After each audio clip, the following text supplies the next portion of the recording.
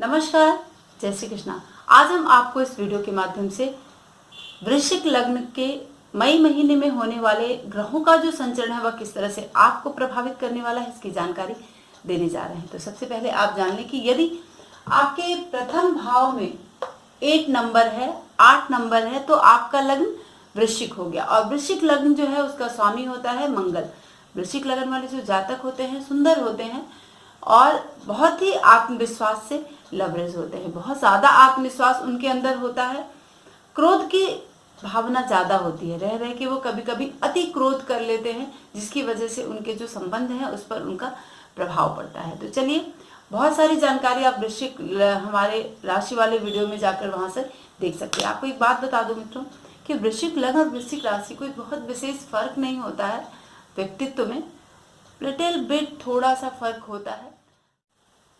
कौन कौन से ग्रह इस लग्न और इस राशि के लिए शुभ होते हैं और कौन से ग्रह शुभ नहीं होते हैं, सबसे पहले आप जान लें कि चंद्रमा बहुत ही शुभ होता है इसके लिए, इस लग्न के लिए, और सूर्य भी बहुत ही शुभ स्थिति में होता है। बृहस्पति को हम शुभ की श्रेणी में रखते हैं। ये विशेष शुभ होते हैं 2 ग्रह, और ये शुभ की श्रेणी में बृहस्पति होता है क्योंकि इसकी एक राशि द्वितीय भाव में है।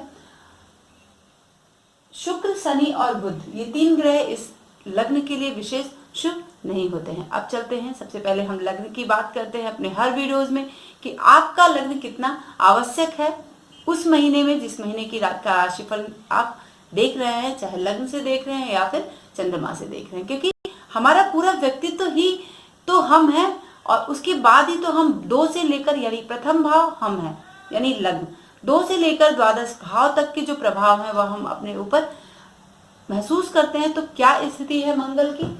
मंगल क्रूर है, क्रूर ग्रह है और लग्नेश है। लग्नेश इस महीने में चतुर्थ भाव में संचरण करेगा और मंगल 4 मई तक बृहस्पति और शनि के साथ संचरण करेगा, लेकिन 4 मई के बाद पूरे महीने मंगल कुंभ राशि यानी शनि की राशि में संचरण कर रहा है। शनि शुभ नहीं है इस लग्न और इस राशि के लिए। तो मंगल की स्थिति क्या है? चूंकि लग्नेश है तो वह आपको नए व्यवसाय की तरफ आपको अग्रसर करेगा। आपके मन में इस तरह की कल्पना बन सकती है और वरिष्ठ अधिकारी आपसे प्रसन्न हो सकते हैं। क्यों? क्योंकि मंगल लग्नेश होकर चतुर्थ भाव में बैठा है। उत्साह आपका बहुत ज्यादा बढ़ चढ़कर रहेगा क्योंकि मंगल की एक राशि 6ठे भाव का स्वामी है और मंगल यहाँ पर षष्ठेश और लग्नेश यहाँ पर जाकर चतुर्थ भाव में विद्यमान हो गया है। थोड़े से आपको स्वास्थ्य को लेकर थोड़ा सावधानी बरतनी पड़ेगी और जायदाद से संबंधित अगर कोई विशेष मामले हैं तो उससे भी आपको अदालत की तरफ ले जाते हैं। इस तरह की संभावना आपकी यहाँ पर मंगल बना सकता है। काम जल्दी से पूरा होगा और काफी कुछ आपका यहाँ पर शुभ होगा, लेकिन थोड़ा सा आपको यहाँ पर चतुर्थ भाव में मंगल के बैठने से, वो भी शनि की राशि में बैठने से थोड़ी सी, मतलब अगर 100% हम देखते हैं तो वो 10 से 15% आपको रिजल्ट यहाँ पर माइनस में देगा, बाकी अच्छा देगा। फिर चलते हैं कि सेकेंड हाउस जो है वो आपका धनु राशि है। सेकेंड हाउस का लॉर्ड बृहस्पति है और 5th हाउस का लॉर्ड जो है वो बृहस्पति है, और इन 2 ग्रहों का जो भाव का जो ग्रह संचरण कर रहे हैं वह तृतीय भाव में संचरण कर रहे हैं। और 14 मई से बृहस्पति वक्री हो जाएगा, 13 सितंबर तक वक्री रहेगा। तो 14 मई तक मकर राशि में सिर्फ वह किस तरह का प्रभाव आपको प्रदान करेगा, तृतीय भाव में किस तरह का प्रभाव आपको बृहस्पति प्रदान करेंगे। बृहस्पति आपके द्वितीय यानी धन भाव के स्वामी है, आपके पंचम भाव के स्वामी है। तो यहाँ पर बृहस्पति की स्थिति चूंकि शुभ है तो आपके मन में एक शांति ऐसी होगी जिसमें आपको बहुत शांतिपूर्वक आपको समाधान मिल जाएगा। अधिकारियों के तबादले की स्थिति, अगर आप किसी नौकरी पेशे में हैं, वर्क करते हैं, नौकरी में सरकारी गवर्नमेंट से रिलेटेड, तो आपके तबादले के चांसेस यहाँ पर बन सकते हैं। और कहीं भी आप जॉब कर रहे हैं तो तबादले के चांसेस यहाँ पर बन सकते हैं। घर में आपके शुभ कार्य की संभावना यहाँ पर बन रही है। पद और प्रतिष्ठा में आपकी यहाँ पर वृद्धि हो रही है, लेकिन आपकी पत्नी का थोड़ा सा स्वास्थ्य जो है उसके प्रति आपको ध्यान देने की जरूरत है। कुछ परिवर्तन होंगे आपके व्यवसाय में, व्यापार में, कार्य क्षेत्र में यहाँ पर, और लाभ जो है वो थोड़ा सामान्य सा रहेगा, जिसको हम बहुत ज्यादा नहीं कह सकते हैं, लेकिन कर्ज नहीं होगा। कर्ज से आपको यहाँ पर मुक्ति मिल जाएगी। ये स्थिति आपके लिए अच्छी है। हाँ, पंचम भाव का स्वामी और जाकर तृतीय भाव में शनि के साथ संचरण कर रहा है। 4 तारीख तक मंगल की स्थिति भी वहां पर रहने वाली है। तो छात्रों के लिए ये जो समय है वह अच्छा है। उत्तीर्ण कर लेंगे अपनी परीक्षा कर, और किसी तरह की परीक्षा दे रहे हैं तो स्त्रियां जो हैं अपने संतान पक्ष को लेकर थोड़ा सा सावधान, अगर वो प्रेग्नेंट है तो थोड़ी सावधानी उनको यहाँ पर बरतनी पड़ेगी। अब चलते हैं कि तृतीय भाव का जो स्वामी है और द्वितीय भाव में केतु भी विद्यमान है, तो केतु की स्थिति क्या है? केतु की स्थिति यहाँ पर आपको थोड़ा सा संभलने की जरूरत है, क्योंकि केतु जब द्वितीय भाव में बैठता है तो वह आपको धन से संबंधित थोड़ी सी क्राइसिस दे देता है। ठीक है, तो मई के महीने में थोड़ी सी क्राइसिस आपको मिल सकती है, तो यहाँ पर आपको सावधान रहने की जरूरत है केतु को लेकर। शनि की स्थिति यानी तृतीय भाव का स्वामी और आपके चतुर्थ भाव का स्वामी तृतीय भाव में संचरण कर रहा है। शनि की स्थिति तृतीय भाव में बहुत ही शुभ होती है, और आपके चूंकि लग्न के लिए शुभ नहीं है शनि, तो यहाँ पर आपको थोड़ा सा समझना होगा। ठीक है, तृतीय भाव में शनि शुभता देता है, और वही बृहस्पति यानी पंचमेश के साथ बैठा है, त्रिकोणेश के साथ चतुर्थेश और तृतीयेश का बैठना यहाँ पर आपके मन में थोड़ा उत्साह की स्थिति बनी रहेगी। चूंकि शनि अगर तृतीयेश और चतुर्थेश कहीं और बैठता, 6, 8, 12 में बैठता, तो वो स्थिति आपकी पॉजिटिव नहीं थी, लेकिन तृतीय में बैठा है तो आपके पराक्रम में क्या है, वृद्धि कर देगा, क्योंकि जहां शनि बैठता है वहां पर वृद्धि करता है। और आपको जो आपको करना है उससे रिलेटेड आपको थोड़ा सा मन में ऐसा होगा कि अपने कर्तव्यों की पूर्ति हम बहुत ही अनुशासित ढंग से आप पूरा करेंगे, और व्यवसाय में आपका आत्मविश्वास बढ़ा रहेगा। लेकिन तबादले की संभावना यहाँ पर बन सकती है, क्योंकि इसके लिए आपको अलर्ट रहना होगा। अगर स्थान अच्छा नहीं मिला तो आपको बहुत पीसफुली इस समय को गुजारना होगा।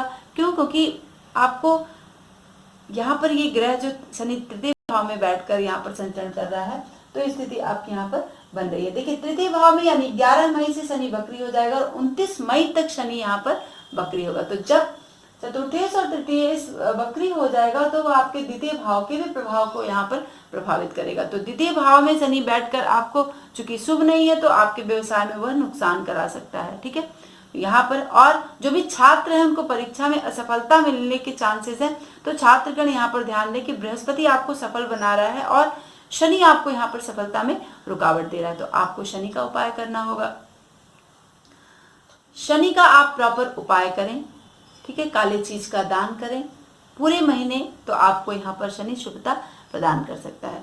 तो अदालती मामलों में जो अगर आप कुछ मैटर चल रहा है तो उसमें असफलता के चांसेस हैं, बट फिर भी वक्री हो जाएगा तो और भी चांसेस आपके यहाँ पर बढ़ रहे हैं। तो शनि के लिए आपको पूरे महीने उपाय करना होगा। क्यों? क्योंकि शनि 11 मई से 29 सितंबर तक वक्री रहने वाले हैं। तो जब वक्री रहेंगे तो वो आपको वहाँ पर व्यवसाय में नुकसान पहुँचा देंगे। कोई भी चीज़ हो सकता है कि जो बच्चे हैं पढ़ने वाले शिक्षा ग्रहण कर रहे हैं, वो शिक्षा को छोड़कर धनार्जन की तरफ आगे बढ़ जाएं, जब वह द्वितीय भाव यानी वक्री होने के बाद शनि आपको प्रभावित करेगा। तो कुल मिलाकर यह समय जो है शनि के लिए थोड़ा सा कष्टकारी है, पूरा मई का महीना। तो इसके लिए आपको ध्यान देना होगा। बृहस्पति पॉजिटिव देगा। क्यों? क्योंकि बृहस्पति जब वक्री होगा तो वो आपको वक्री होने के बाद चूंकि शुभ है तो आमदनी आपकी बढ़ जाएगी। अब यहाँ पर केतु क्राइसिस दे रहा है, लेकिन फिर भी जब शनि बृहस्पति और केतु एक साथ आएंगे तो आमदनी में बढ़ोतरी करेंगे, वह आमदनी बढ़ जाएगी। जायदाद में वृद्धि होगी, हो सकता है कुछ जमीन जायदाद आप खरीद सके, पद प्रतिष्ठा में वृद्धि होगी आपकी वक्री होने के बाद। परिवार का सुख आपको मिलेगा, क्योंकि कुटुंब पर वह प्रभाव डालेगा। वक्री होकर द्वितीय भाव पर यहाँ पर प्रभाव डालेगा, और केतु पूरे महीने यहाँ पर बैठने वाले हैं, और दोनों ग्रह वक्री हो रहे हैं। तो जल्दी जल्दी वक्री होने पर थोड़ा सा तेज हो जाती है स्थिति। कोई भी प्रभाव जब आपको मिलना होता है तो वह स्थिति तेज हो जाती है। जायदाद के मामले में थोड़ा सा आपको परेशानी शनि भी दे रहा है और यहाँ पर बृहस्पति भी देगा, तो इसके लिए आपको सावधानी बरतनी होगी। अब चलते हैं शुक्र की स्थिति आपके सप्तम भाव में किस तरह का प्रभाव देने जा रही है। आपके सप्तम में शुक्र है और आपका द्वेष शुक्र है, और सप्तम भाव में ही बैठा है। शुक्र की स्थिति वह 13 मई को वक्री हो जाएगा 12:15 पर, और 25 जून तक शुक्र आपका वक्री रहने वाला है। तो शुक्र सप्तम भाव यानी आपको, चूंकि यह आपके जन्म पत्री के लिए शुभ नहीं है, तो थोड़ा सा स्त्रियों को लेकर यह अच्छा नहीं है, क्योंकि सूर्य भी वहां पर बैठा है। कुछ पर स्त्री से अगर आपके संपर्क हैं, इस तरह की चीजों में आप इन्वॉल्व हैं, तो उसमें आपको थोड़ा सा सावधान रहने की जरूरत है। अगर आप वृश्चिक लग्न के हैं या फिर वृश्चिक राशि के हैं, तो धन की स्थिति भी यहाँ पर पॉजिटिव नहीं होती है। अड़चने आएंगी आपको, और व्यवसाय जो क्या है मंद होने की स्थिति आपके यहाँ पर बन जाएगी। लेकिन जब वह वक्री होगा 13 तारीख से, 13 मई को शुक्र वक्री हो जाएगा और वह 13 मई को अस्त हो जाएगा। तो 13 मई तक वो ठीक है, पॉजिटिव है। तो यहाँ पर आपको स्त्री सुख खूब मिलने वाला है। आप अपने इच्छाओं पर थोड़ी सी कंट्रोल करें और बहुत बढ़ चढ़ कर इस तरह की स्थिति रहेगी जहाँ पर आपको सूर्य की वजह से थोड़ा सावधान रहने की जरूरत है, क्योंकि सूर्य जो है जब भी सप्तम भाव में बैठता है तो वह आपको इच्छा अनुसार काम कराता है। और सूर्य भी यहाँ पर सप्तम भाव में, सूर्य दशम भाव का स्वामी होकर सप्तम में बैठे, यानी दशम से दशम भाव आपके कार्यक्षेत्र का भी भाव होता है। आप यहाँ पर देख लें कि सूर्य की स्थिति क्या है। सूर्य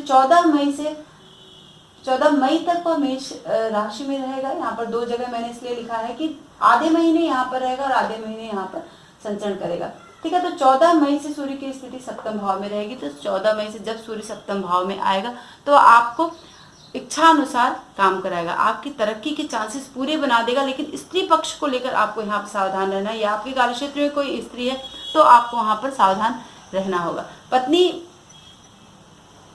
के लिए पॉजिटिव है, आपको स्त्री सुख मिलेगा, ठीक है। आपको घर से दूर जाने की भी संभावना सूर्य यहाँ पर 14 मई के बाद बना सकता है।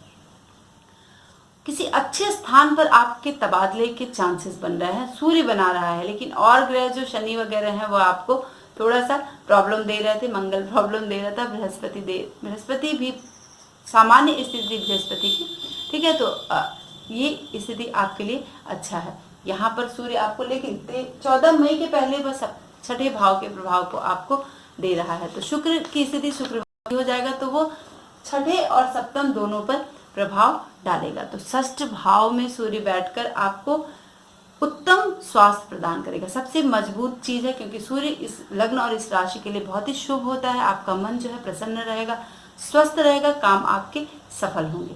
अब जो ग्रह पीछे आपके काम बिगाड़ रहे थे उसमें सूर्य बड़ी मजबूती से आपको के शत्रुओं को पराजित करेगा, ठीक है। तो यहाँ पर आपके लिए एक अच्छा पॉजिटिव चांस 14 मई तक है, उसके लिए आप कर सकते हैं। फटाफट आप अपने इच्छाओं को पूरा कर लीजिए, बढ़ चढ़ कर जो भी इच्छाएं हैं, ठीक है। लेकिन स्त्री के मामले में आपको सावधानी बरतनी है। यदि आपके विवाहेतर संबंध है तो, या फिर आपके कार्यक्षेत्र में कोई स्त्री है तो सावधान रहने की जरूरत है। अब हम चलते हैं कि बुध की स्थिति क्या है। बुध आपके अष्टम भाव का स्वामी है और आपके एकादश भाव का स्वामी है, और आकर विपरीत राजयोग बनाकर यहाँ पर बुध सूर्य के साथ संचरण करेगा 14 मई तक। बुध आपका वृष राशि में 13 मई को उदय होगा। अभी तो अस्त है बुध की स्थिति, 13 मई तक बुध यहाँ पर अस्त रहेगा और 9 मई को वह वृष राशि में जाएगा। 9 मई तक वह 6ठे भाव के प्रभाव को बुध यहाँ पर प्रदान करेगा। तो जब भी बुध 6ठे भाव में होगा तो यहाँ पर आपको थोड़ा सावधान रहने की जरूरत है। क्यों? क्योंकि वह आपके अष्टम भाव का स्वामी है और आपके 6ठे एकादश भाव का स्वामी है। तो आपके शुभ है या फिर अशुभ है, आपके बुद्धि को अस्थिर कर देगा। बहुत सारी चंचलता रहेगी, ये भी कर लें वो भी कर लें, या फिर कोई डाउट आपको के अंदर रहेगा। जैसे कहते हैं ना, परिस्थितियों में एक हलचल सी मची रहेगी, उसको लेकर आप सभी कार्य बहुत शांतिपूर्वक आप करें, क्योंकि बुध वैसे भी अस्त है आपका।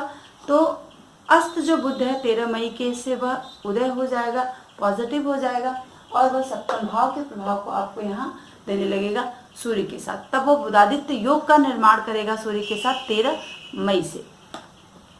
तो जब 13 मई में बुध आएगा, चूंकि बुध यहाँ पर शुभ नहीं है, तो आपको बोलने और लिखने में थोड़ी सी गलतियाँ हो सकती हैं, जिसके लिए आपको सावधानी बरतनी होगी और लोगों को उसके प्रति गलतफहमी भी हो जाएगी, ठीक है। लेकिन छात्र भी जो भी हैं, स्टूडेंट्स जो भी हैं, या फिर जो भी राइटिंग करते हैं, लेखक हैं, उनके लिए समय बुरा है। बहुत सावधानी पूर्वक रहें, और कुछ काम में आपके नुकसान हो सकता है। मन किसी भी विषय पर चर्चा, लेखन, इसके लिए काम अच्छे होंगे, इस पर आप कर सकते हैं, ठीक है। लेकिन अपनी व्यग्रता को संभाल कर ही कोई काम करें, जो भी वृश्चिक लग्न वाले जातक हैं, क्योंकि बुध यहाँ पर आपको व्यग्र बनाएगा। शुभ नहीं है, अस्त रहेगा, तो कुछ व्यग्रता आपको प्रदान करेगा। उसके लिए आपको बहुत सावधानी रखनी है। मई के महीने में सूर्य पॉजिटिव दे रहा है, बृहस्पति पॉजिटिव दे रहा है, ठीक है। और ये सारे ग्रह आपको मंगल चतुर्थ में बैठकर थोड़ी थोड़ी सी दिक्कतें दे सकता है, तो उसके लिए आपको उपाय कर लेना है। शनि का भी उपाय आपको कर लेना है, तब जाके ये पूरा महीना आपके लिए बहुत ही पॉजिटिव एवं फेवर वाला रहने वाला। अब राहु की स्थिति अष्टम भाव में बहुत ही पीड़ादायी स्थिति होती है, तो आपको कुछ पीड़ा मिल सकती है अष्टम भाव में, पति से रिलेटेड, रिलेशनशिप से रिलेटेड, कुछ अपने कार्य क्षेत्र से रिलेटेड, तो पीड़ा आपको यहाँ पर प्रदान करेगा राहु पूरे महीने। तो थोड़ी थोड़ी सी बीच बीच में पीड़ा प्रदान करेगा। अब चलते हैं कि चंद्रमा बहुत ही शुभ होता है इस लग्न के लिए, तो चंद्रमा आपका, और जब महीने की शुरुआत होगी 1 मई को चंद्रमा यहीं पर विद्यमान होगा, और 1 मई को पूरा आपका जो मन है स्वस्थ रहेगा और बहुत ही अच्छा पॉजिटिव, पैसा थोड़ा सा नहीं होगा लेकिन आपको नींद बहुत ही अच्छी आएगी 1 मई को, यानी मन को सुख और शांति देगा चंद्रमा। फिर 2 और 3 तारीख को चंद्रमा आपके दशम भाव में यहाँ पर आपके बहुत ही पॉजिटिव फल प्रदान करेगा। तो ये 2 दिन बड़े संतोषजनक बीतने वाले हैं चंद्रमा को लेकर। यहाँ पर चंद्रमा आपका भाग्येश है। फिर 4 और 5 तारीख को चंद्रमा एकादश भाव के प्रभाव को आपके देगा। एकादश भाव में कोई बहुत विशेष फल चंद्रमा का नहीं होता है, जिसको लेकर आपको बहुत ज़्यादा परेशान होने की ज़रूरत नहीं है। मतलब 5 और 6 तारीख को चंद्रमा जब आपका भाग्येश एकादश में जाएगा तो स्थिति आपके थोड़ी सी लाभ वाली बनेगी, तो यहाँ पर चंद्रमा आपको लाभ प्रदान करेगा। फिर 7, 8, 9 तारीख को यहाँ पर चंद्रमा द्वादश भाव में होगा, तो व्यय की स्थिति आपकी बनेगी, तो इसको लेकर आपको थोड़ी सावधानी करनी होगी। फिर लग्न में आएगा 10, 11 तारीख को लग्न में रहेगा। 2.25 दिन चंद्रमा एक राशि में संचरण करता है, तो इस तरह से लग्न में आपके जब संचरण चंद्रमा करेगा तो आपको धन अन्न सब चीज़ से परिपूर्ण रखेगा, एक संतोषजनक स्थिति यहाँ पर बनी रहेगी। और फिर 2.25 दिन यहाँ पर आएगा। फिर जब केतु के साथ द्वितीय भाव में 12-13 तारीख को लगभग वह संचरण करेगा, तो आपको धन से संबंधित चीज़ों में हानि करा सकता है, यहाँ पर आपको सावधान रहने की ज़रूरत है। ठीक है, तो ये स्थिति चंद्रमा की है। और इसी तरह 2.25 दिन वह संचरण करता है। सबसे लाभजनक स्थिति मैंने चंद्रमा की बताई जब वह नवम भाव में संचरण करेगा और दशम में और एकादश में करेगा। ठीक है, तो चलते हैं। और हाँ, लग्न में भी स्थिति काफ़ी अच्छी होगी, तो ये डेट भी मैंने बताया, वहाँ से आप हमारे वीडियो को स्किप कर देख सकते हैं। अब चलते हैं। छात्रों के लिए ये महीना अच्छा है, लेकिन थोड़ा सा बुध आपको व्यग्रता दे सकता है, गलतियां करवा सकता है, तो बुध को आप पॉजिटिव कर लें पूरे महीने, शनि को पॉजिटिव कर लें और शुक्र को पॉजिटिव कर लें। ये 3 ग्रह आपके फेवर में नहीं है इस महीने में। जो भी वृश्चिक लग्न के जातक हैं, तो शनि, बुध और शुक्र की वजह से स्त्रियों से सावधान रहें और शनि का उपाय कर लें, तो आपके लिए पूरा महीना बहुत ही पॉजिटिव एंड फेवरेबल रहने वाला है। तो मिलते हैं नेक्स्ट वीडियो में नए विषय के साथ। और हाँ, अगर आपको हमारा विषय पसंद आता है मित्रों, तो अपने दोस्तों में साझा जरूर करें। नमस्कार, जय श्री कृष्ण।